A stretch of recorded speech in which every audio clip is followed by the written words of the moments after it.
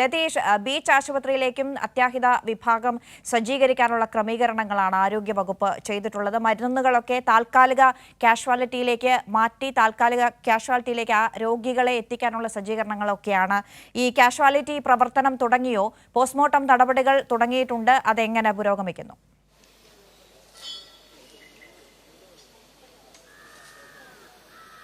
താൽക്കാലിക casualty Kozhikode medical കോളേജിൽ തന്നെ സജ്ജീകരിക്കാനുള്ള പ്രവർത്തനങ്ങൾ ആരംഭിച്ചിട്ടുണ്ട്. പ്രാരംഭ പ്രവർത്തനങ്ങളാണ് തുടങ്ങിയിരിക്കുന്നത്.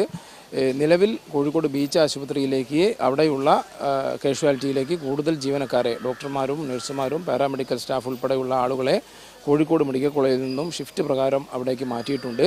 അവിടെ എത്തുന്ന ഗുരുതരമായ സാഹചര്യമുള്ള രോഗികളെ അടിയന്തര ശസ്ത്രക്രിയയ്ക്കും മറ്റും വിധേയമാക്കേണ്ടതുണ്ടെങ്കിൽ അതത് ഡിപ്പാർട്ട്മെൻറ്റുകളിലെ ICU സംവിധാനം ഉപയോഗിച്ചും ഓപ്പറേഷൻ സംവിധാനങ്ങൾ ഉപയോഗിച്ചും വിദഗ്ധ ചികിത്സ നൽകാൻ ആവശ്യമായ ക്രമീകരണവും ഏർപ്പെടുത്തിയിട്ടുണ്ട്. ഇതിനായി കോഴിക്കോട് ബീച്ച് ആശുപത്രിയിൽ ആംബുലൻസ് സംവിധാനങ്ങളും ഒരുക്കിയിട്ടുണ്ട്. അങ്ങനെയാണ് നിലവിൽ ചെയ്തിരിക്കുന്നത്. എന്നാൽ കോഴിക്കോട് മെഡിക്കൽ കോളേജിലെ തന്നെ നേരത്തെ പ്രവർത്തിച്ചിരുന്ന കാഷ്വാലിറ്റി ബ്ലോക്ക് വീണ്ടും താൽക്കാലിക കാഷ്വാലിറ്റി പ്രവർത്തനത്തിനായിട്ട് തുറന്നിട്ടുണ്ട്. അതിൽ പ്രവർത്തനം ആരംഭിച്ചിട്ടില്ല. ഇന്ന് വൈകിട്ടോ നാളെയോ അതിൻ്റെ പ്രവർത്തനം ആരംഭിക്കാൻ കഴിയുമെന്നാണ് ആശുപത്രി അധികൃതർ അറിയിക്കുന്നത്. ഇന്നലെ പൊട്ടിത്തെറിയും അതേപോലെ തന്നെ പുകയും ഉയർന്നതിനെ തുടർന്ന് പോലീസ് സീൽ ചെയ്ത കാഷ്വാലിറ്റിയിൽ നിന്നും മരുന്നുകളും ഉപകരണങ്ങളും വൈകാതെ മാറ്റും. താൽക്കാലിക കാഷ്വാലിറ്റിയിലേക്കായിരിക്കും ഇവ മാറ്റുക. ഒപ്പം ഇവിടെ ഇലക്ട്രിക്കൽ ഇൻസ്പെക്ടറേറ്റിൻ്റെയും ഫയർഫോഴ്സിൻ്റെയും ഒക്കെ നേതൃത്വത്തിലുള്ള സംയുക്ത പരിശോധനയും ഇന്ന് നടക്കുമെന്നാണ് ഇപ്പോൾ അറിയിച്ചിരിക്കുന്നത്. അന്ന.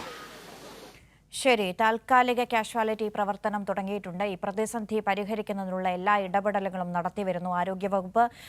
അല്പസമയത്തിനകം ആരോഗ്യമന്ത്രി ആശുപത്രിയിൽ, കോഴിക്കോട് മെഡിക്കൽ കോളേജ് ആശുപത്രിയിൽ എത്തും. ഇപ്പോൾ അവിടെ സമിതി യോഗം ചേർന്നുകൊണ്ടിരിക്കുകയാണ്. അടിയന്തര നടപടികൾ ഏതുവിധം സ്വീകരിക്കണം എന്ന കാര്യത്തിൽ അന്വേഷണം വിശദമായി തന്നെ ഉണ്ടാകും. അതിനുള്ള നിർദ്ദേശം കൊടുത്തിട്ടുണ്ട് സർക്കാർ.